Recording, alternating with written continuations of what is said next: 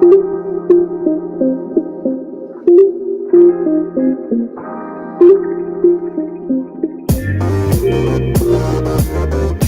to the Wolverine Digest podcast, the best spot for objective and authentic coverage of Michigan athletics. If you want open dialogue, honest opinions, and in-depth coverage of the maize and blue, this is the podcast for you. And now, here's your host, Brandon Brown, joined as always by Chris Breiler. I was going to start by saying go blue. Welcome on a Wednesday night, everybody. I am Brandon Brown. You know that guy over there, that bearded gentleman, Christopher Breiler, coming off a lost voice a little bit, man. How you feeling? A little, it's getting there. I'm at like 90%. You know what I mean? It comes in and out a little bit. When I try to scream at the kids and yell at them, it goes to like this real high pitched, like cartoonish type scream. So I can't quite yell at the kids yet, but good enough here for a podcast. Good enough here for a 70-minute just bender of content. A little bit of hate, Sean. We'll talk about that. We'll talk about that tonight. I mean, it's not like we have almost nothing to talk about, so I don't know how we're going to get through an hour. But no, first things first, and we're not going to spend a lot of time on it, but it's been humorous. It's been something Chris and I have talked about, and, you know, I think generally people think we're pretty entertaining and funny, so we'll do it for a couple minutes. You know what, Chris? I've got spirit. Yes, I do. I've got spirit. How about you? Unfortunately, yeah, I had a little bit of spirit on the way home, as did you. In full disclosure, you know, we booked Spirit with the thought in mind that we were also going to be booking a trip out to LA. So trying to be a little bit cost conscious here, and Spirit did us good on the way out to Arizona. It was it was the return where things just kind of went to shit. And yeah, man. I mean, I don't know if you want to lead off with your experience. I can tell you, you know, you got the news first from Spirit. Listen, I'm not the kind. I'm not bougie by nature. I don't hate on Spirit. I'll go to a shitty buffet any day of the week. I'll rock some Walmart tennies if I well, maybe not anymore. I'm a little bit more of a. You'll eat Subway with sweat on it. I mean, I do. I have. No, I'm not that kind of guy. So when people hate on Spirit, I'm fine with it a little bit. I know they've got a little bit of a bad reputation, but I've flown Spirit quite a few times, and honestly, it's been just fine. And like you said, on the way out to Arizona, it was fine. Southwest was shitting the bed all over the place, like thousands of cancellations. They were. And I cruised all the way out there on a nonstop flight just fine. Other than Hefty McGee laying, cross-legged spread eagle over me, it was fine. That's not Spirit's fault. On the way back, however, though, the night of the college football playoff loss, which we talked about on Saturday night, I got an email saying that my flight was canceled. Just flat out canceled. No explanation, really. No reason why. No vouchers given. No, here's $100 for your troubles. No meal. No nothing. Just canceled. All right, whatever. Shift it to the next day. Get the same flight the next day, just a day later. That's what I settled on. Then it's delayed. Then it's delayed again. I was already supposed to get in at like 12:30 at night after midnight. Kind of would have sucked. My dad was coming to pick me up. 12:30 becomes 1:30, becomes 2:30, becomes 3:50. I get home at 3:15 in the morning after sitting at the Las Vegas airport for like 9 hours. Supposed to be 5. It's not a bad airport to be stuck at. I mean, if you're going to be stuck at an airport, being stuck at the one in Vegas isn't necessarily the worst. Honestly, that airport blows dogs for quarters. I hated it there, dude. It was terrible. It was way too small, way too many people, not enough space. It just sucked. I don't know. I was in Terminal 3 for Spirit. Maybe that's why, whatever. Anyway, it sucked. I hated it. I'm glad to be home now. Had another Hefty sitting next to me on the way back. Look, I was on the aisle seat. He was in the middle. I'm not a small guy. I'm 6'1", 210. Like, I got some size to me. All right. I was about 4 inches taller than this dude. He was a little bit more burly, but I can sit big if I want to sit big. I can let it hang out. I can be big in an airplane seat. You know, when you're going in, you can't be that guy. Like, you got to be mindful of your fellow passengers. This guy he gave zero shits about anybody else on the plane. Zero. Another just sitting cross-armed, legs out, sprawled from the middle. So he was spilling onto me and the poor young lady on the right-hand side. She was curled up into a ball up against the wall. I'm over it. I'm over Spirit. I've said it a million. I actually saw like a meme today that was like a Spirit flight attendant that was like, welcome back to everybody who said you'd never fly Spirit again. And that's exactly like where I find myself. I'm saying right now I won't fly again. I probably will. But that was what I dealt with. And you had, it wasn't the flight so much for you. Well, you did have some delays. Well, yeah, significant delays. I mean, we woke up early. I was up at like 3:30 in the morning to catch what I thought was going to be an early flight. Right. It told me when I was trying to download my boarding pass, it told me to go see the manager at the gate or whoever that person is, which is never a good sign. So my thought was, let me get to the airport early just in case, because I knew yours was already canceled at that point. I wasn't feeling well. I wanted to get home. So I get up early. You get me an Uber secured. I get into the car. I'm about, maybe 2 minutes into the Uber ride, and I get an email telling me that the flight is delayed for 2 hours. So I'm like, well, shit. Now I'm gonna have to sit at the airport for like 5 hours. Whatever. I'll get some breakfast. I'll get some work done. And tried to do that a little bit. But man, I gotta say, listen. Before I even got on the flight, here's what I don't understand about people at the airport. And this has nothing to do with the airline. This is just general airport etiquette. Under no circumstances should you ever be barefoot in an airport. I'm sorry. Good under no circumstances. Lord. I'm sitting there watching planes take off on a multi-hour delay, and I get this brute that comes and sits next to me and stretches out his legs barefoot. Stretches out his legs while barefoot. His toe is nearly touching my camera bag. He's like flexing his foot. He's rolling it around a little bit. He's hacking up a storm. I'm like, what is going on over here? So yeah, I just, for anybody out there that's done that, but wear socks at the airport for God's sakes, please. Good I mean, Lord. it's a shared space. Everybody's, even in an airport, you're all just kind of sitting there together trying to put some goddamn socks on. Don't be that guy. I love to reference this whenever I can. This seems like the perfect opportunity. George Carlin, rest in peace. Think about how dumb the average person is, and then realize that 50% of the people are dumber than that guy. Chris had a run-in with one barefooted Stretching dumbass. his barefoot out right in my direction, in my vicinity, nearly touching my camera. CJ, well, he might be right. CJ said he might be right.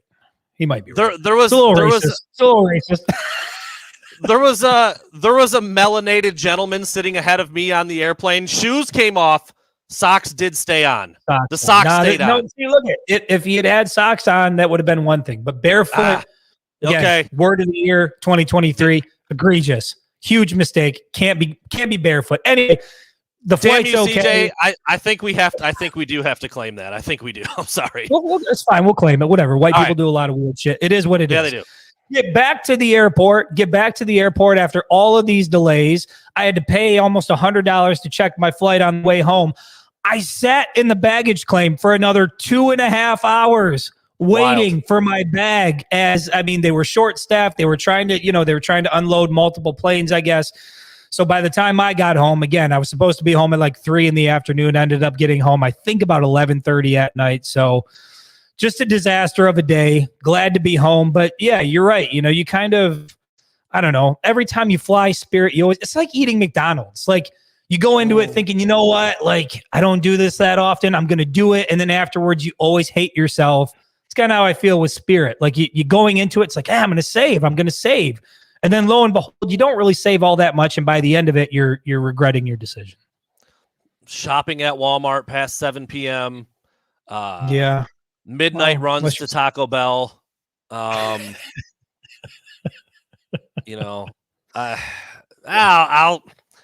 could get the hotel for $95. I'm gonna go with the one for $70. Don't do that. These are all the same types of decisions. And honestly, we've had a lot of them being road dogs, just getting out there. Exactly. I'm Patrick, but you go there again, you do it again. And that is like the cycle. You think you're saving, you think you're getting a deal. And then by the end of it, you're screwed. You feel like shit. You hate yourself for doing it. And then you just do it all over again. And that's kind of what Spirit Airlines, that should be the commercial. Just be real with people about what they're going to get out of the experience. Look, it's going to be cheap up front. Then we're going to charge you a bunch of extra shit on the way. And then we're going to get you where you got to go late. And then, we're going to con you into doing it all over again. Reminds me of two things. I think it's Family Guy. They did a fake Kia commercial. They're like, Kia, sorry, it's a Kia. Like that was the tagline. And then Louis C.K., CVS, sometimes you got to go in there. Those are the taglines for places like that. Spirit kind of falls under that umbrella. I'll be on that goddamn yellow airplane again. I know I will. I know. I'll be there too. Thinking I'm saving. I'm getting myself a deal. Okay, 10 minutes on Spirit. We're done. Let's move on to the meat and potatoes, Chris. You're over it. You are freaking over Jim Harbaugh flirting and dangling it out there for the NFL. Are you not? Yeah. You're done. Yeah, I'm over it. I mean, I didn't think we were going to jump right into it. We're into head it, first. I mean, yeah. So, look, here's where I'm at. Let me start off by saying this. I like Jim Harbaugh. I like him as we've talked about this on recent podcasts before. Like, do you have love for Jim Harbaugh? Do you like him? Do you want? Yes. Like, enjoy the guy. I think he's an interesting guy to cover, interesting coach to have. I think he's been good for the team. And obviously the last 2 years have been incredible. That being said, what happened last year after Michigan had, a phenomenal season, you beat Ohio State, you win a Big Ten championship, you get to the college football playoff for the first time. My family and I fly out to Disney. We're taking a break. And while we're out on vacation, guess what Jim Harbaugh's doing? He's flying out to Minnesota to interview with the Vikings. And again, the NFL thing has seemingly been there, from the start. But he flies out to Minnesota for whatever reason, doesn't end up taking the job, comes back and gives Ward Manuel assurance that, look, this was the last time. It was a one-time deal. I wanted to explore it. The itch was there, but I'm back. I'm here. I'm all in on Michigan now. It's not going to be an annual thing. Fine. Fast forward, another great season by Jim Harbaugh. They go 13-0, win a Big Ten championship, beat Ohio State, get back to the college football playoff. And here we are once again having the same conversation about the Jim Harbaugh to the NFL rumors. And what pisses me off about it is if he was a man of his word, and I know he said, I'll be, people will be enthusiastic to know I'll be coaching at Michigan in 2020, but he always throws in these weird things about, no man knows the future. And I think that's what I'm going to be doing. Bullshit. Those are bullshit answers. If you want to be at Michigan, you say flat out, I am not interested in the NFL. I am staying at Michigan next year, the year after that, until these guys tell me they kick my ass out. I am at Michigan. That's what you do. And you shut down the rumors. And you know what else you don't do? You don't take calls from NFL executives. People keep saying, how many times is he going to have to answer this? He said it already. He said it. Well, how many conversations are you going to have with folks in the NFL? Because every time you do that and it gets reported on, people are going to wonder, what are you doing? Are you a man of your word? Are you committed to Michigan? How great would it be for him to come out and say, look, I've got unfinished business here. I'm trying to win a national championship next year. We've been close now 2 years in a row. I want to win a national championship here. I'm not going anywhere. Just say that and be done with it. But instead, it's this wordplay. I think I'm going to be here. No man knows the future. He's the only one in control of it. He's the one that's dangling the carrot. It's not the other way around. So I'm over it. I don't think it's good for the program long term. I would prefer that Jim Harbaugh stays. But if he's not 100% all in at this point, after saying last year was the last time, then if I'm Michigan, I think it's best to just part ways now while the program's in a good spot, rather than continue to do this year after year after year until he finds a place that's suitable for him in the NFL. Because there's clearly still a desire from his side to make that leap. And I don't know that that's ever going to go away. Totally forgot there was a basketball game tonight, but fuck it. We're here. We're talking Harbaugh. I mean, I saw it earlier. I mean, whatever. Michigan's winning 22-16 against Penn State right now. They just beat the brakes off of Maryland after losing. I don't know what the hell Juwan Howard in the basketball program is doing. I have no idea. On topic. Stay on topic, damn it. They beat the brakes off of Maryland. Now they're playing Penn State. Whatever. We're talking football. We're talking Harbaugh. Here it is. Look, man, I've made my opinion about Jim Harbaugh very clear. There's a lot of things that guy does that kind of rub me the wrong way. The last 2 seasons, not on that list. They've been incredible, as you said. You and I covering it, flying down to Miami, even if it's a Spirit flight, flying out to Arizona, even if it's a Spirit flight, has been one of the, 2 of the best professional years I've ever had in my life. It's not close. But this shit's getting old, and it's damaging. I mean, you look at the 2023 recruiting class, and that's a direct reflection of the heavy flirtation with the NFL and the fact that the assistant coaches were left with their, sitting on their thumbs, basically having to tell recruits, yeah, Harbaugh's leaving, but we're good. Like, we're going to be good. In fact, we might even be better without him. And then, oh, shit, 3 days later, he's back in Ann Arbor saying he's coaching. The damage control and all the fires they had to put out from that is not healthy for the program, and the reflection is in the recruiting class. Now you can throw NIL and some other, offensive philosophy and maybe some other stuff in there as well.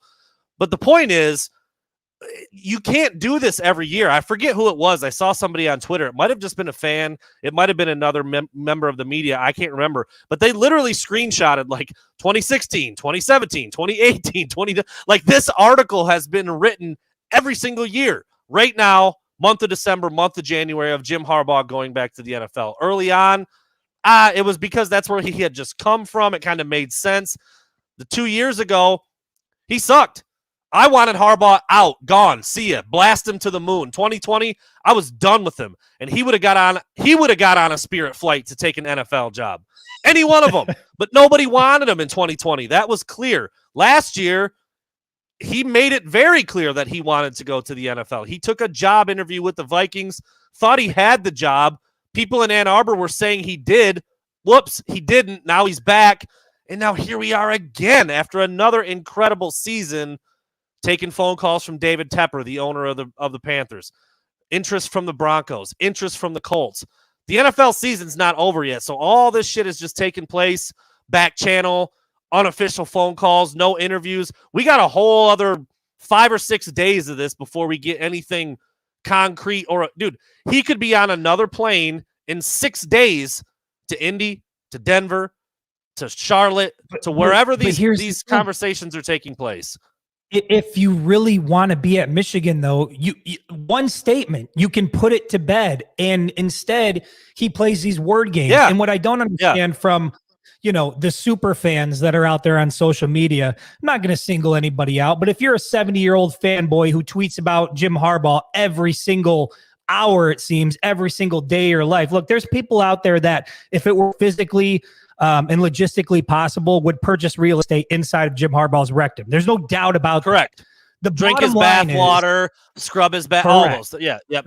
I like Jim Harbaugh. I am not a Jim Harbaugh fanboy. I believe he's done a good job, and I believe that there's other people that can do a good job. And where I'm at with it now is if he went back on his word, and what he said to Ward Manuel last year was that this wasn't going to become an annual thing, and it sure as hell feels like sitting here today, it is an annual thing, then I feel like at this point, it's in Michigan's best interest to have a serious discussion and say, if you plan on being here, you go out and you put out a statement. And if you don't plan on being here, then we're going to make decisions that are in our best interest, and we're going to let's give you that opportunity to go to the NFL, and let's see how much interest there is, because being in limbo for 2, 3, 4, 5 weeks, however long this is going to carry on, just isn't the move. And you're right. You're not going to see the results of that right now because Michigan's doing well on the field, but you can see it in the results in the recruiting classes. They're not necessarily recruiting at the level they should be for a team that's winning the way that Michigan is. And so there is a bit of an impact there. And at the end of the day, yeah, I'm still a fan of the program, and I'm still irritated by the fact that he can't just come out and give a forceful, straightforward answer. No, I have zero interest in the NFL. I am going to be here in 2023. Instead, it's, I think, I might, no man knows the future. That's bullshit. And Jim Harbaugh knows that's bullshit. And I don't like the word games. If you want to be here, just say you want to be here, put it to bed, and then everybody moves on. You know who did come out and squash some rumors adamantly? Our boy, the Lane Train. Lane Kiffin. Yeah. He's Dude, he might be greasier than a rock bass, but that dude came out and said, I'm not going to Auburn. I don't know where the hell that came from. Nobody has talked to me. I'm good. I'm staying at Ole Miss. Now, he might up and leave next week. I don't know. But at least he came out and said it now, and there wasn't any like disclaimer or caveat listed, woven through there. Like, I'm going to be at Ole Miss. Right. I'm going to be at Ole Miss, but I don't have a crystal ball, or however the hell you want to word it. It's just, it's played. It's played out. It's not good for the program. It's a bad look. It's just not what you want to do after you're stacking these seasons. Sean Bennett, don't get us started on Lane Kiffin in Ann Arbor. I would. That's a whole other part of the equation. Even incredible. Well, who are you going to get to replace him or whatever? And we all have our opinions on who or what that might be. But I am not of the mindset that Jim Harbaugh is irreplaceable. I mean, again, it has been 2 incredible seasons back to back, but it was a long and painful road to get here as well. I think there are other people that can do just as good of a job, if not better, than what Jim Harbaugh has done here. And the fact that the program is in a good place, I just don't think this type of thing every single offseason is sustainable. And if this is an itch that is going to continue to remain year after year, if I'm Ward Manuel, go scratch it. Scratch it. It's an itchy guy. He's an itchy guy. I don't know how else to say it. He's itchy, man. Chris, I've been trying to rack my brain the whole time you were talking, and I can't remember for the life of me the realization that we had. You and I were talking on the phone earlier today about just the day, what we're doing content-wise, the pod tonight, things like that. And we came up with something where we said, Jim Harbaugh's lying. I can't remember. Yeah. He's lying for sure, because it's either this or this, and I can't remember what it was. Do you remember what it was? I'm not trying to put you on the spot. I legitimately can't remember. We were talking about the play calling and that awful Philly special. Oh, yeah. The decision to make that play call. And what pisses me off about that is you've got Matt Weiss as co-offensive coordinator. You've got Sharon Moore as co-offensive coordinator. And now you've got Jim Harbaugh, who's fessing up to being the one who's responsible for calling the Philly special on 4th down on that first drive when Michigan couldn't score within the 5. So now you're telling me you've got 3 people calling plays offensively that probably have a different school of thought. And so that's another thing that I have a problem with. And it just goes back to the overall, like, look, I like Jim Harbaugh, and I think the best thing for the program is for him to stay put. But that's only if he's 100% all in. If he's not, then I think the best thing for the program, not for Jim Harbaugh, not for Jim Harbaugh fans and simps that follow his every move and bowel movement and, are just completely obsessed with all things Jim Harbaugh. I'm not. I think other people can do the job as well. And if he's 1 foot in, 1 foot out, and constantly interested in pursuing something in the NFL, then if I'm Michigan, there's a reason why they put it in his contract. They put it in the new contract that if he communicates with any other teams and doesn't give Michigan prior notice, they can terminate his contract. They know that this NFL thing is a real thing, and that's why that clause is in his new contract, that 5-year extension that he signed. So I've got an issue with it being a year after year thing. That's what it was. It was specific to the play calling thing. So either he's been, he also lied when he said he wouldn't become an annual thing, because if it's not an annual thing, we don't take that call with Carolina. Right. Again, what are they discussing? Are they talking about their favorite wines? Are they talking about the latest, Netflix shows to come out? There's only one thing that call is pertaining to, and that's what is it going to take to get Jim Harbaugh out of Ann Arbor? And you can dance around it and you could wordplay it, but that's what that phone call was. So it's like, you cheat on your wife and then all of a sudden, you say, honey, I'm never going to do it again. And then you take other calls from women. You're like, well, I was just fielding a call. Just picking up. That's all I did. You're either all in or you're not in at all. That's where I'm at. Just dipping my toe in the water, babe. It's all good. Jeez. Baby. I just took a call. That's it. I'm not going nowhere. I touched her butt once. It's fine. It's fine. That's all it was. Of course, CJ. Of course, Ward won't do that, and especially not with the last 2 seasons that Michigan's had, because they'd have his head on a platter. But what I'm telling you is somebody who has now covered the team for 2 years, has been a fan of the team for, hold on a second, has been a fan of the team for as long as I can. I'm 38 years old. So as long as I can remember, I've been a fan of this team. That's where I stand on it. If you're not all in, if you're not 100% here, if you're 1 foot in, 1 foot out, you're going to wait and see what else is out there, then for me, get the hell out. Go and explore it and get somebody here that wants to be here and is all in. So Jacob Morris, this is exactly my point. You are bringing up my point to a T, and it's it doesn't matter whether it's the NFL thing or the play calling thing or this or that or the quarterback observations he makes. So many people have gone to Jim Harbaugh and say, yeah, whatever you think about Harbaugh, this or that, he's a straight shooter. He doesn't lie. He doesn't go up there and speak falses, in false pretense. It's just not true. Because look, Jacob, here's the deal. Jacob says, I feel like Harbaugh didn't call that play. Okay, let's say that he didn't call that play.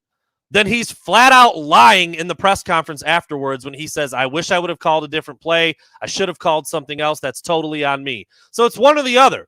He's either been lying all along, saying that Sharon Moore and Matt Weiss have total autonomy when it comes to the offense and they call everything. Bullshit. He turned a linebacker into a fullback and gave him a fullback dive from the 3-point.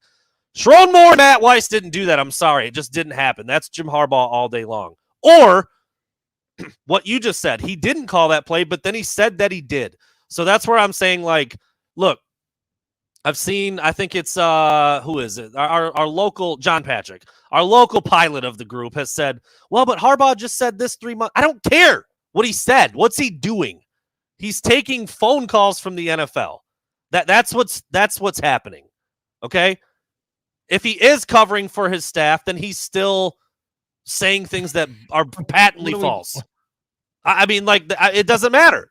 One way or the other, he's being completely dishonest and disingenuous. Here's the shitty part about it. It's so easy. It's so easy. It's one sentence. It's one quick statement, and it's direct, concise, to the point.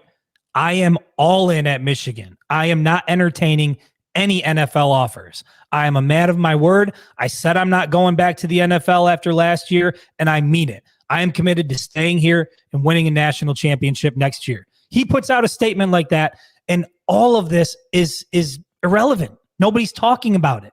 But because he plays word games and he says things like no man knows the future, and I think I might do this or I think I might do that, that's a way of leaving the door open. That's a way of giving yourself an out. And I don't think that is the smart play. Whether you're a fan, whether you're somebody that covers a team, I just think it's bullshit. You're either all in or you're not all in. And I think you should just be upfront with it. And if you're Jim Harbaugh and you are interested in NFL opportunities, then damn it, say it. Just be straight up about it. And the people that are out there that say he's not leaving, he's not going anywhere. He got on a plane last year and tried to leave. He went somewhere and it just didn't work out. So where does this idea come from that, well, he did last offseason. After his best season as head coach, he got on a plane to go interview for a job elsewhere. Tried to do. So miss me with all that. He would never do this. He would never do that. It was his best season as Michigan's head coach. And you know what he did as soon as it was over? He got on a plane and flew to Minnesota. On National Signing Day, by the way, just throw that out there. I know Michigan had a lot of their work done, and it wasn't as big of a day for them as it was other programs, but optically, not a great look. Steve Dease's burner account, love the name, by the way. That's hilarious. I did miss your super chat earlier, so I apologize. And yeah, you're just saying what we're saying. I mean, at some point, you can't continue to do this to your own self. I mean, that's also the bottom line. Harbaugh is doing this to himself. He's making his own job harder and less desirable. I don't understand that approach. And like Chris said, if you want to leave and you're genuinely considering leaving for the NFL, say that. And maybe he is behind closed doors, but there's a much better way. We've said this a million times, man. The message delivery at Michigan from everybody who has a block M on their check blows. Just blows in a lot of ways. And so there's a better way to do this. And I don't know, man. It's just, and look, there. I see some people in the comments that are like, you guys are blowing this out of proportion. You sound like so-and-so. It shouldn't be like this. But look around. Look at the national scope. Instead of talking about Michigan beating Ohio State 2 years in a row, winning back-to-back Big Ten titles, dude, they're not even talking about getting beat by TCU, which shouldn't have happened. It's all about Harbaugh flirting with the NFL. Like, none of the on-field stuff is making any noise. And that's the 2 years in a row. It's 2 years in a row that this stuff is happening. So, like, you can get mad at us for focusing on this if you want to, but, like, that's what the focus is. And it is not created by Chris and I, or John Bacon, by the way, who's been doing this for 1,000 years and is only focusing on one thing. I wasn't even going to say shit about it until I saw John Bacon's tweet. And I'm like, all right, if he's tweeting that it's a legitimate, very real possibility and throwing in the caveat that could happen fast. I mean, I didn't want to talk. I didn't want to spend any time. I think somebody asked me like, oh, you guys must be, knee deep reading articles about the Harbaugh stuff. It was, one of our friends, Zach. And I said, no, I'm not interested in doing it. And then it started to pick up steam. And then he takes the call with Carolina. And again, I go back to, those statements were very definitive that he gave Ward Manuel after what he did with Minnesota, that it wasn't going to become an annual thing, that he was all in on Michigan. And here we are once again, after another great season, having the same discussion about whether or not he's going to be the head coach at Michigan next season. And I just think it would be so much better for fans, players, recruits, everybody in Michigan's orbit for him to just come out and say, if he truly is committed to being here, this NFL stuff is bullshit. I'm not going anywhere. It's noise. It's smoke. I will be here. But he doesn't do that. And because of that, I think there has to be some validity to the fact that there's still interest there, which, again, after last year, kind of pisses me off a little bit because Michigan fans had to endure, 6 seasons of basically not a great result. And then you finally get to a point where the program's humming along and you use those 2 years, potentially, assuming it happens this year, to try to go elsewhere. I just don't get it. I don't understand. We talked about, I've seen some people talk about this, with his age and like, honestly, I thought it was done last year. I thought, all right, if after that kind of season and the openings that were there were like 3 or 4, 2 or 3 or 4, whatever it was that were like, that made sense for him in terms of like his previous connections or what he did when he was in the NFL and things like that. I was like, well, if it's not happening this year, it's not happening. And now here we are again. Like now the Colts job is open, which he has connections to again. Now the Broncos, which I don't think there's a direct connection. If there is, I could be wrong. Maybe it's somebody higher up, but they showed interest last year. They hired Nathaniel Hackett. And I'm like, well, there's that one. Well, they shit-canned him after one season. So it's like, well, they're back on the table again.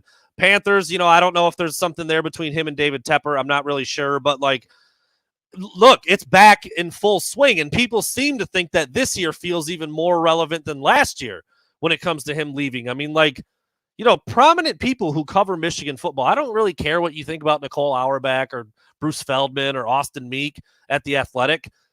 They know what they're good at their job, dude. Like they're really good in what they do. People don't just put stuff out there and splat it against the wall when you're in their position. Look, fanboys on Twitter, they do that shit all the time. People on message boards, they do that shit all the time. Bruce Feldman, Nicole Auerbach, and Austin Meek are not doing that. They're not throwing stuff against the wall hoping it sticks. If they put something out there and they put their name on it, they believe it to be true. John Bacon is another one. He did it last year. He's doing it again this year. Look, man, it's real, and it needs to stop. Like, it just either go or stay and say you're staying and shut it the hell down. That's what needs to happen. And just to reiterate, so that there's no confusion, I believe the best thing that could happen out of this is for Jim Harbaugh to stay at Michigan. That's what I would like to see as a fan, as somebody who covers the team, as somebody who wants to see the program continue to succeed. I feel like him remaining at Michigan is best case scenario. But again, only if he's all in. If this is going to continue to be a thing where year after year, he's still going to be trying to find that nut in the NFL, I think you just need to let him go and find it. Because at some point, it's hurting the program.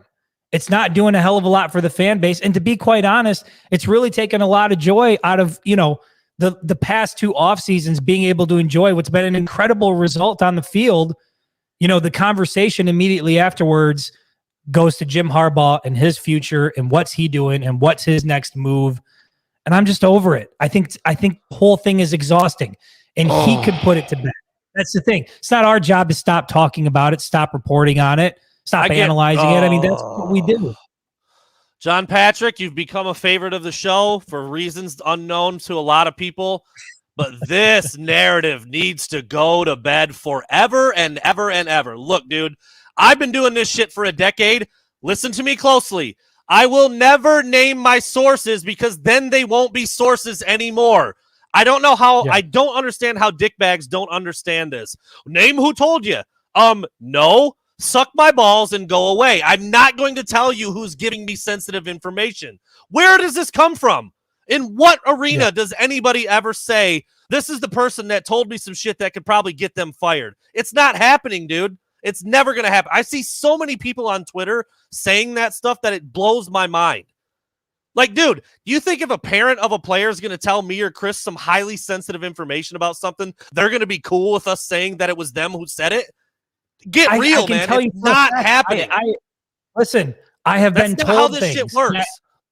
I have been told things that had we broke it, we would have been the first to break it. Some big things that happened this year that other outlets ultimately ended up breaking the news to. You know what? I didn't say shit because I was asked. I was told, please don't say anything. And so you're right. When people say sources, you can't just turn around and say, well, who are your sources? Because that's not how this works. Because if you give up your sources, guess what? You don't have any sources at that point. That goes away. And so, you might say that they're always wrong. You might say that they've been wrong. But I go back to last year, and it was his best season at the University of Michigan. And the first thing he did once the season was over was get on a plane and fly out to Minnesota and see what the deal was. And now it looks like after another successful season, we might be headed right back towards the same scenario. And at the end of the day, it all goes away pretty damn easily if he comes out definitively with a pretty strong statement. But instead, there's waffling, there's wordplay, and look, there's no man knows the future. I think this, I might that. That doesn't work. And we're talking about a guy who used to sling strong statements across people's bows on Twitter often. Not first usually, social but he media, just in the mix. Dude, he would shut some shit down if it needed to be shut down. And now he's not doing that anymore. And in his defense, he hasn't really been active on Twitter or anywhere for a while. This isn't like, oh, all of a sudden this week he's not using it. I get that, but he could. Dude, he could fire up his old iPhone and just fire off one thing real quick, and that would be it. And he's choosing not to do that. That's leaving. Fine. That's his prerogative. I'm not That's leaving. Fine. 3 words. It would take him 60 seconds, and it ends. It all goes away. Like the Wolf of Wall Street. I'm fucking leaving. Just that's it. That's all you got to say. That's Just it. Say it, damn it. Say it. Stop being cute with what you're saying. Stop playing word games and stop leaving the door open by saying you think, you might, or nobody knows the future. Jim, this place, Michigan, Ann Arbor, they will bend over backwards for you. The only person that's in limbo seems to be you. That's it. So if you're not all in, then just say it. And if you are, just say it. But either way, I don't like the cuteness with the words. And like you said at the beginning, I'm at a point where I'm over it. I'm just over it. I also don't subscribe to the belief that he's the savior of the program. Great. Yes, after 8 years, this program is in a pretty damn good spot. But I do believe that there's other people across the country that can do just as good of a job, if not better.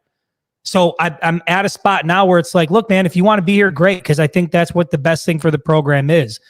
But if you're even remotely considering leaving at this point, after saying you wouldn't a year ago, going back on your word already, then maybe I think it's in Michigan's best interest to just move on and make that decision for him and not wait for weeks while he makes it. And by the way, Jim Harbaugh is absolutely an iPhone user. Just want to put that out there. People are there you go. Debating on whether or not he uses an Android or a Nextel, perhaps. No. He's got an iPhone. it would be real easy to fire that bad boy up and fire off a tweet and put all this to bed. Shut me and Chris up for good. Shoot John Bacon down, grab Bruce Feldman by the pants and sit his ass down, Nicole Auerbach, Austin Meek, who's in our market, all of them, everybody. Negotiation for what, though? See, this is the other thing I hate. People think it's about he's holding out for more money. This doesn't have a damn thing to do with money. I don't think it has a single thing to do with money. He said it last year.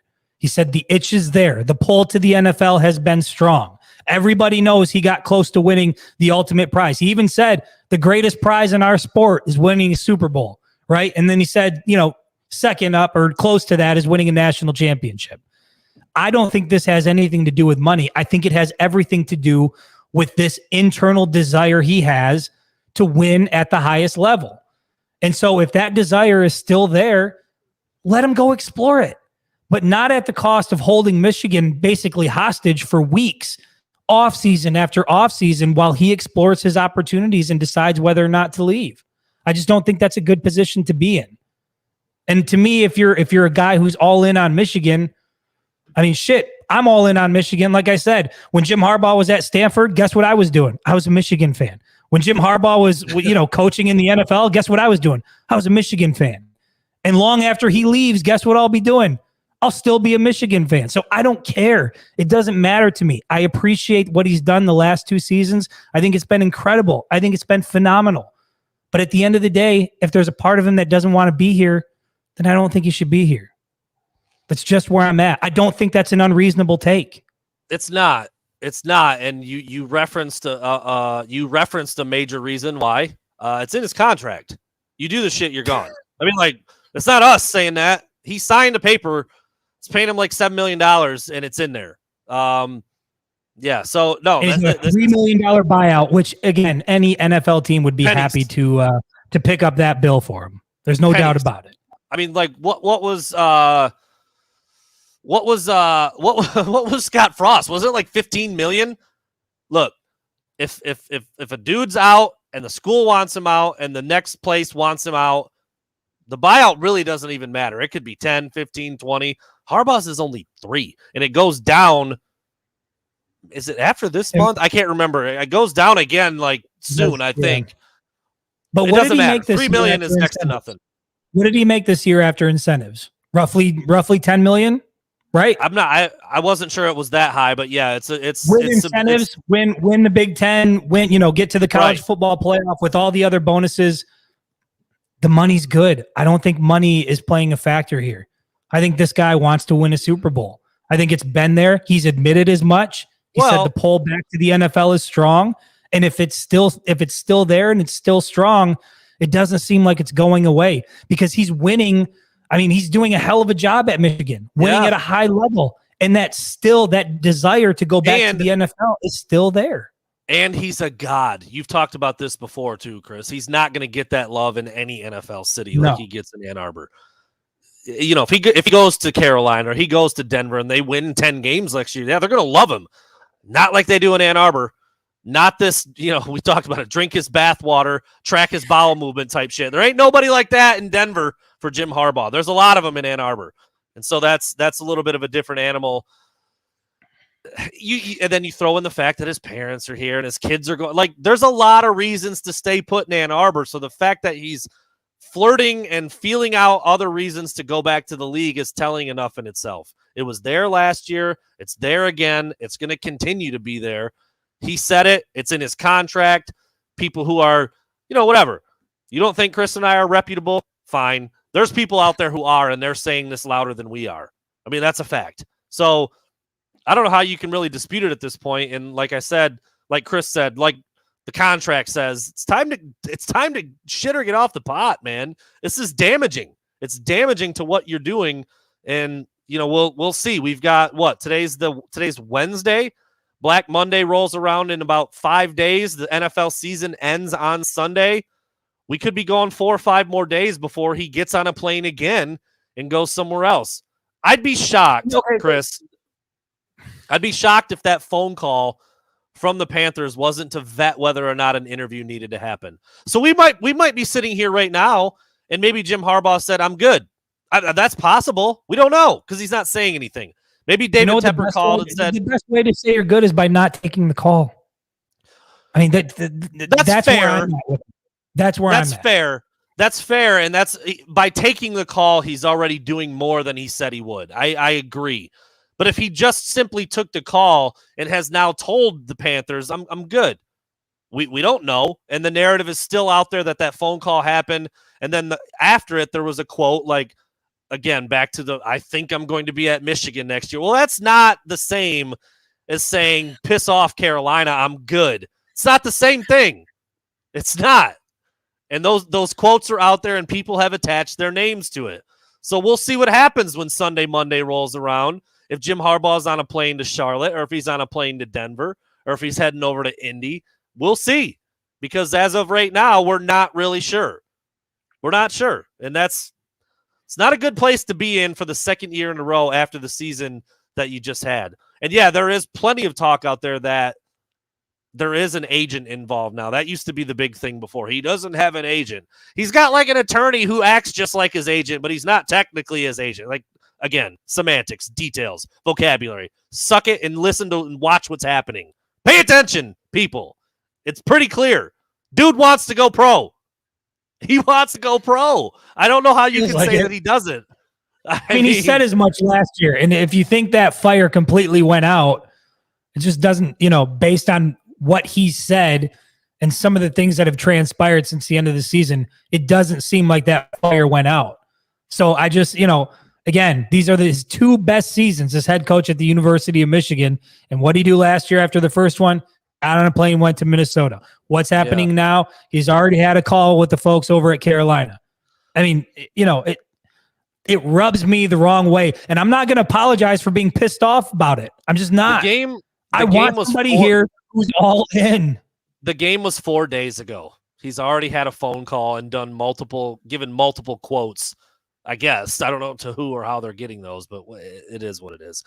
At this point, Chris, what was I going to say? Somebody brought up a point right there, and I thought of it, and now I just lost it because we're both just like, what's happening? Why does this happen year after year like this? Yeah, well, Darren maybe Mrs. Harbaugh is calling the shots. Wouldn't be the first time I've heard a little bit of that narrative as well. Well, see, listen, now, again, something to consider. It's not just, he has a family. There's other elements involved.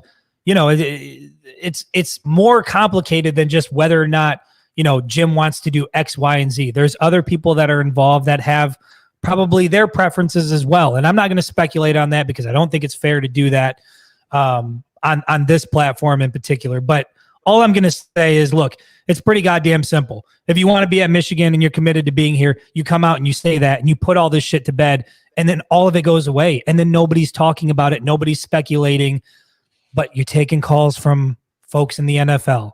You're saying things like, no man knows the future. I think I'll be doing this. I think I'll be doing that. And all you're doing is leaving the door open to a potential return to the NFL, which you've already said less than a year ago. There was a strong pull there, strong desire to go back to the league, to try and win a Super Bowl. You already said that was there. So we know that exists. That's not bullshit. That comes from Jim Harbaugh himself.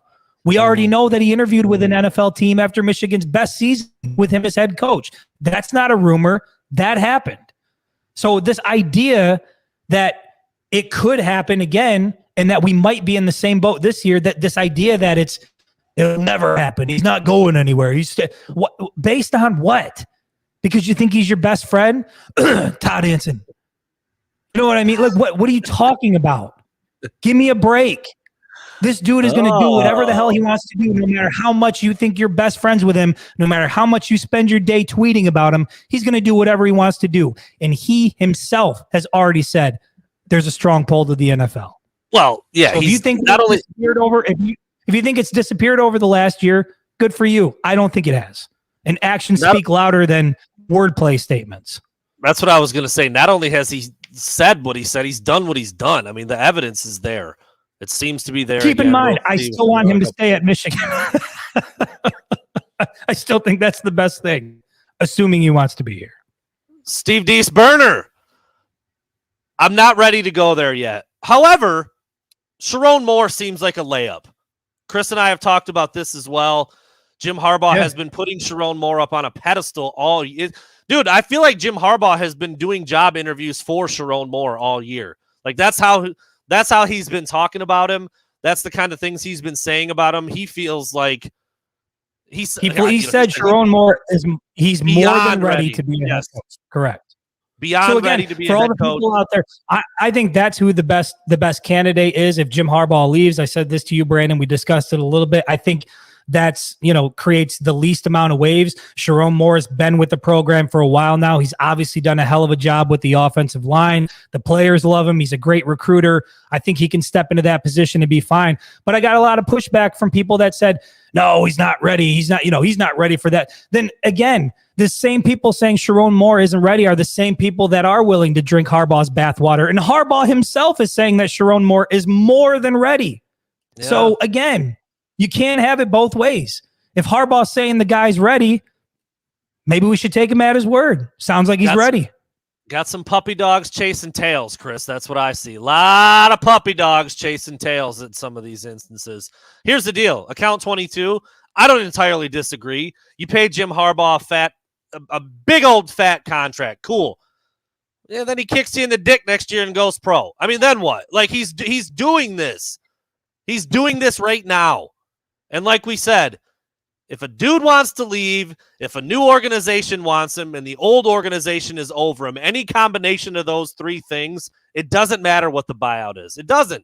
I mean, you can look back, dude. Some of these programs have paid tens of millions of dollars to tell a guy to hit the bricks. Well, Ed Orgeron was like, yeah, they were going to give me $19 million, so I said, what door do I go out of? Like, dude, or whatever. It might have even been more than that. It might have been more than $20 million. Like, if a dude wants to be out, the program wants him out, the next organization wants him in, shit's going to get taken care of. So cool, you give him 10 years for $120 million, and then he decides to leave next year, then what? Like, the problem isn't really the money or the length of the contract or what the incentives are. It's what does Jim Harbaugh want to do? And he's made it pretty clear that what he wants to do. That's my opinion. Right? Like, that's my opinion on what it is. He's kind of feels clear. Like he wants to coach in the NFL again. Yes. And look, as somebody, and I mentioned this, I'm 38 years old. And even at my age, like, you start to realize that life is short and opportunities are few and far in between. And you kind of evaluate things. And if there is a desire for him to coach in the NFL again, the dude's not getting any younger. You're talking about a guy in his 60s. Yeah. So, you're running out of opportunities to be able to go and do it. And so I think if you want to do it, if there's a part of you that still wants to do it and you're still exploring it, I think you should go do that. But again, I don't necessarily care about the Jim Harbaugh NFL side of things. I care about the Michigan side of things and what's best for Michigan. And like I've said before multiple times, I think the best thing for Michigan is to keep a Jim Harbaugh that's 100% all in, not to sit back and wait for Jim Harbaugh to decide whether or not he wants to be at Michigan based on whatever opportunities might become available in the NFL. Because if that's where he's at, he's going to be there this year, next year, and the year after. And I don't think that's a good place for Michigan to be. That's just where I'm at. And again, I'm not going to apologize for that. I want a coach at Michigan that wants to be at Michigan 100%. No bullshit, no word games. This is where I want to be. This is where I want to coach. I'm focused on winning a national championship next year. That's what I want to hear from a head coach.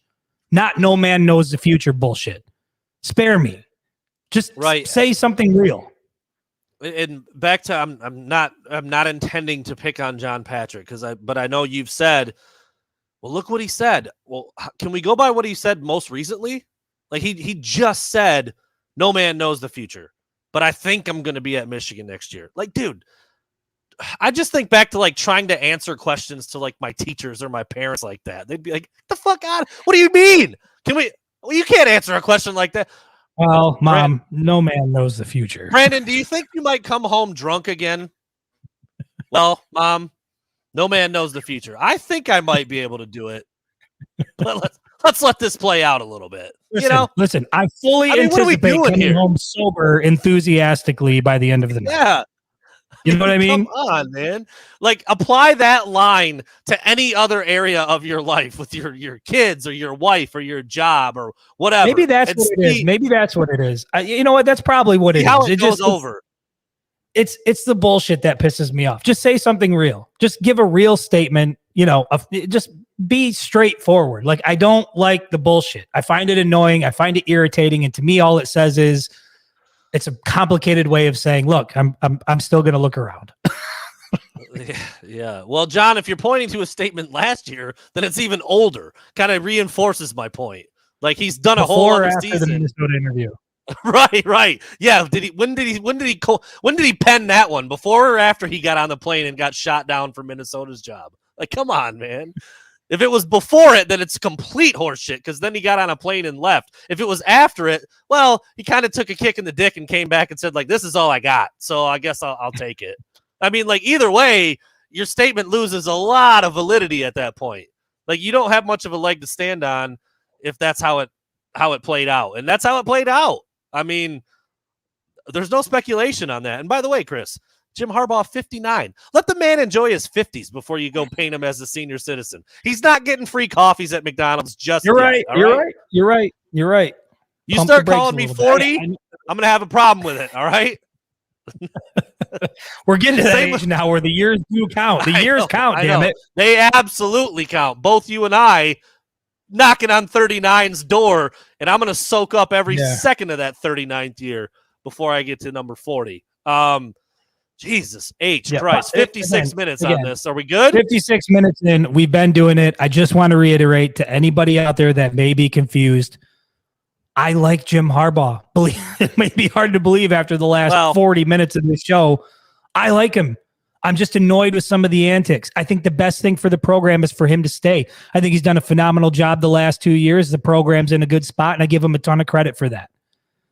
But I only want him here if he's 100% all in. If he's not, then I think Michigan is at a place now where the program is humming along to where you can make a change that won't rock the boat too much and let Harbaugh go scratch that itch in the NFL. That's Jacob Morris. How can we better recruiting? Just watch the last 50 minutes of the show and figure it out. I mean, like, that's a big part of it, dude. That's a big part of it. A real big part of it. Tim Cornet, thank you for the donation. Yes, the I was just about to, let me see. Ding. It might have played it very quietly because I don't have the soundboard hooked up. But yeah, shout out to Jake Moody, man. That's a huge accomplishment. Monstrous field goal. Yeah, monstrous field goal, and then the all-time scoring leader at Michigan's pretty big time. Chris, we'll kind of wrap it up. With this. I think some of the transfers kind of speak to the state of the program. We can look at Michigan on the field in 2022, incredible run, 13-0. I mean, dude, I feel like a dink for. I mean, we were damn near in LA. We were almost in LA, and TCU had other ideas, flat out. Yeah. I mean, we talked about it on Saturday after the game. Like, Michigan certainly made multiple fatal errors that led to that, but credit to TCU where it's due. That is what it is. But, like, looking at the season as a whole, the transfers that have come in, I think there's 6 or 7 of them at this point. A couple of the transfers leaving. The program could not be in a better place. And that's, again, kind of comes back to why all of this is so annoying and it's just unnecessary. But the 3 most recent transfers, all on defense, I put an article up on this over at WolverineDigest.com. I just wanted to talk about those 3 guys very quickly and more about why they're leaving and why it's, I'm not trying to disparage those guys, but it's not a big deal, like, really at all, when you look at the reasons why they're leaving and what the roster looks like in the depth chart. So first, you've got Deuce Spurlock, freshman linebacker. He's only been at Michigan for a year. And you're like, damn, dude, like, he was a pretty high-level recruit. I think he's from Texas, if I'm not mistaken. Like, why is he leaving already? Well, you've got Jimmy Rolder, who's been playing all season long, many more snaps. You've got Junior Colson. Yeah, he's going to be a junior, so he's a veteran at this point. You've got Nikhai Hill-Green, who's coming off a year of injury. Not sure exactly what his future is going to be. Is it at Michigan? Is it elsewhere? Do they want him back? Is he healthy? Mike Barrett, veteran guy. Maybe he decides to look elsewhere too, test the NFL waters. I'm not really sure. He's kind of, he doesn't, like, fly off the page as a lock to play in the NFL, but he's got a skill set that translates to the league. And so I'm interested to see what he's thinking about. Will he be back, et cetera? And then, oh, by the way, you throw in Ernest Hausman, who is one of the best true freshman linebackers in the country, decided to bail on Nebraska. Now he's at Michigan. Deuce Spurlock, man, more power to you. Go find somewhere where you're going to play because it wasn't going to be at Michigan. Yeah, I mean, it speaks Georgia. to Sorry, yes, Georgia, not Texas. it speaks to the depth that Michigan has at these positions, and again, overall, the 10,000 foot view of the program, it's in a good place. I mean, the team that they've got coming back, presumably in 2023, that's a good roster. It's a lot of young talent with a ton of experience. They're going to be just fine. And so I don't hate any of these guys for making moves that are going to allow them, to get the most playing time they can possibly get towards, the latter part of their career. And then when you talk about Spurlock, I mean, it was going to be a while before he was able to work his way into the rotation seemingly. And so, yeah, they're in a good spot. They're deep at several positions, offensively, defensively. I think this program is primed to just keep humming along. And to your point, that's why this NFL shit is so frustrating. Yeah, and moving right down, it's three defenders especially right now that have transferred. I know Eric All and Cade McNamara. We've talked Marlon Klein. We've talked about some other guys, but these last three most recent transfers on the defensive side, you're like, well, some guys who made some plays, some guys who had played. A young guy, Deuce Spurlock. Dude, when you look at the roster and you look how this thing is going to play out next year, it's like, dude, I don't blame him at all. So you talk about Spurlock, true freshman, 1 year in. Gone. Okay, cool. Find your spot. I hope it's amazing. Maybe back closer to home, whatever it might be.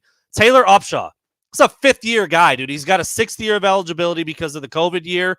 He's played a lot of football. He's actually put up like some decent numbers. I think it was 24/7 said, he played like top 15 in snap count. Like, this is a guy who's played some football for Michigan. But look at his position, dude. Braden McGregor, Derek Moore, Jalen Harrell, Iabi Oki. Bro, he's fifth on the depth chart minimum. And he's got 1 year left, 1 year of eligibility left to try to go out there and show that, hey, look, I'm 6'5", I'm 260, I can play. Give me a shot. I can play in the league. I just don't think it was going to happen at Michigan. Kind of the same deal for him, just on the other end of his timeline.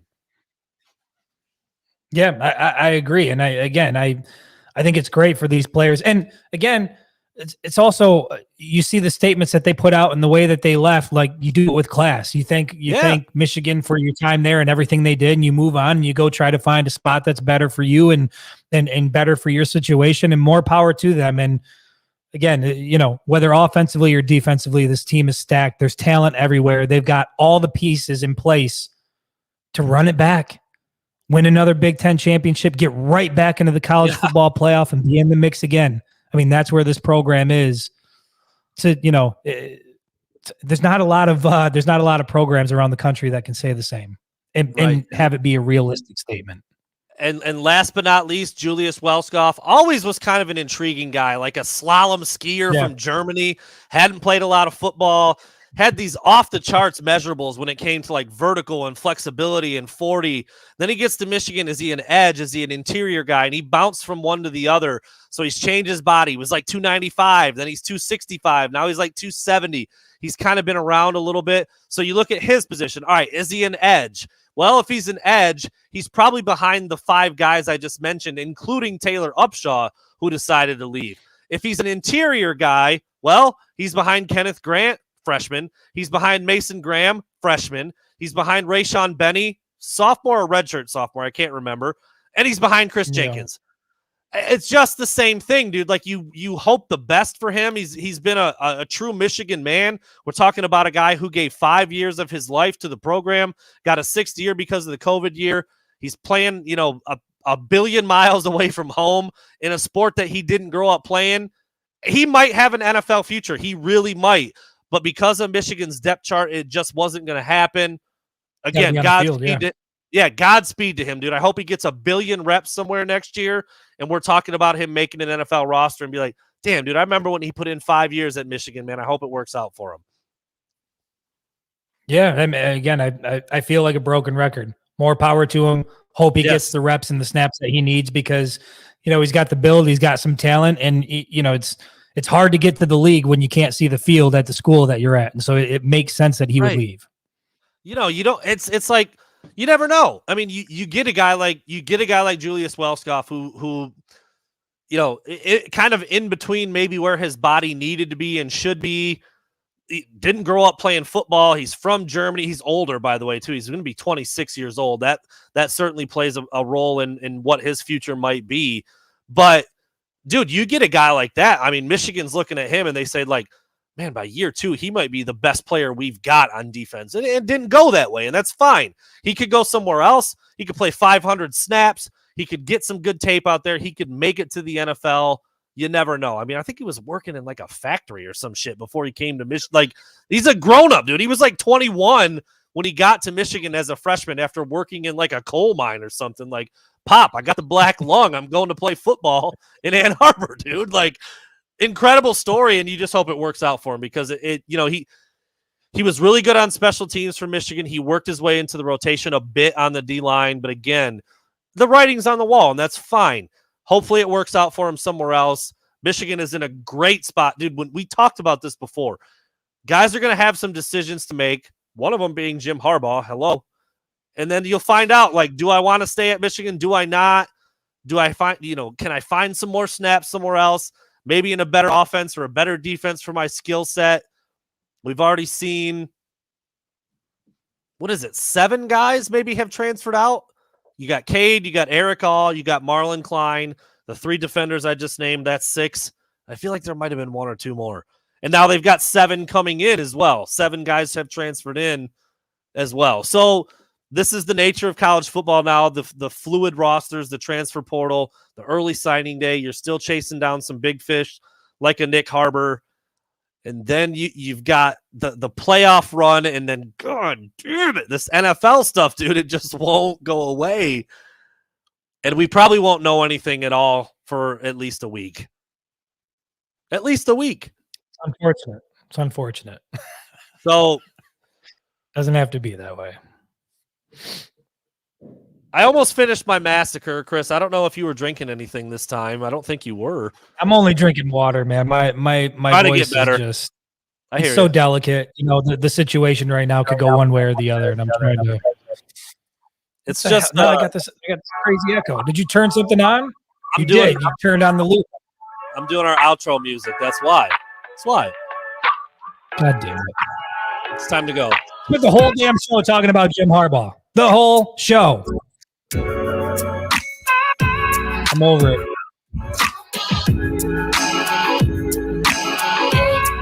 We love you. Thanks for sticking through it. Hour and 7 minutes in. Well, here's the deal. We'll be back on Wednesday unless Jim Harbaugh gets hired by the Panthers. Maybe we'll be back before that. Or the Broncos. Or the Colts. Oh yeah, real quick. Hold on, real quick. Let me stop. Turn that goddamn loop back off so I can stop hearing myself. Right. I'll sing us out. Jesus Christ. It's bad. I mean, and people out there can hear it too. Oh, well, okay, that's fair. My dad just texted me about this. This is kind of crazy. The DeMar Hamlin thing, if you guys saw that, the safety for the Bills. I think he's like still fighting for his life, dude. Incredible. I mean, just a rare scene. You don't see it that much in football. I know a lot of people, if you're a praying person, then do that. If you're a positive energy person, do that. You're a vibes person, you burn sage. Whatever the hell you do, man. That young kid made a tackle that 1,000 players have made, and now he's fighting for his life. Michigan recruited that kid. I've got his phone number in my phone. I never met him personally. I remember when he was being recruited by Michigan. He ended up going to Pitt. He's been very good for the Bills. I think he's like 25 or 26 years old, 24, young dude. Whatever it is that you do it, because he's fighting for it, man. You saw Stephon Diggs out there walking to the hospital pretty much so he could go be with this guy. It's just a weird, very rare, very weird, very just unique situation in the NFL that nobody saw coming, and hopefully he'll pull through. And I think the most recent updates have been positive, which is good. But I was in the airport, like not really watching football, and then all of a sudden, dude, on my phone, it was just like Damar Hamlin, like everywhere. Saw the clip, couldn't believe it. Looked very scary. They're doing CPR out on the field. Like I don't know, dude. You didn't ever want to see that for anybody no matter what they're doing. So. Yeah, T. Higgins. There, I'm probably gonna get your name way wrong. GK. That seems like that's probably wrong. You imagine him. He's just running upfield trying to get some extra yardage. Yeah, another young guy. You can't imagine what he's going through. So whatever it is that you do, man. I don't know if anybody remembers that, but Michigan did recruit him pretty aggressively coming out of high school, and he ended up going to Pitt, turned into a star there. Obviously, has been very good for the Buffalo Bills. Yeah, crazy, dude. Got his phone number right there. Have never really talked to him, obviously, since he's been not a recruit anymore. Just hoping for the best for him. So throw that out there real quick. We'll put the music back up. Chris, deal with the loop back for another minute. Is there still an echo? Check. 1 2 1 2. No, we're good. We're good. Okay. No echo. There you go. So you turn that shit on. Oh, good Lord. I'm not touching it, Chris. I'm not touching it. Nope. I'm out.